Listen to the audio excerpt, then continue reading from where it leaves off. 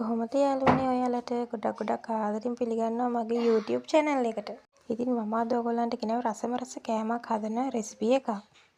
ඉතින් අපි අද ෆ්ලවර් ඩෝනට් හදමු. මේක ඉතින් සමහරක් අය දන්නවත් ඇති සමහරක් අය නොදන්නවත් ඇති. ඉතින් ගොඩාක් අය දන්නවා.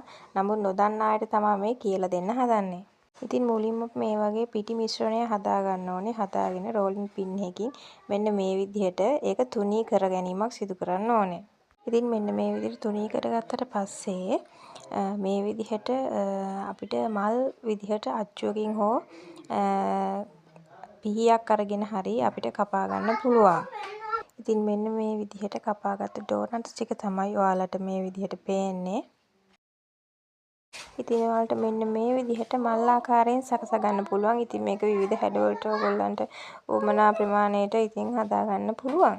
ඉතින් මම හදන්න හිතුවේ මල්. ඉතින් මේ විදිහට මම මල් හැඩයට කපාගත්ත මේ සේරම ඩෝනට්ස් ටික. ඊට පස්සේ මෙන්න මේ විදිහට තෙලට දාලා බදින්න ඕන. ඉතින් පදම හරිනම් මෙහෙම බැදෙනකොට උඩට එනවා මේ ඩෝනට්ස් ටික. ඉතින් ඔයාලට පේනවා ඇති මේ ඩෝනට්ස් ටික දැන් බැදීගෙන එන විදිහ. ඉතින් මෙන්න මේ විදිහට ගෝල්ඩන් බ්‍රවුන් එකක් එන විදිහට බැදගත්තාම ඇති හොඳටම.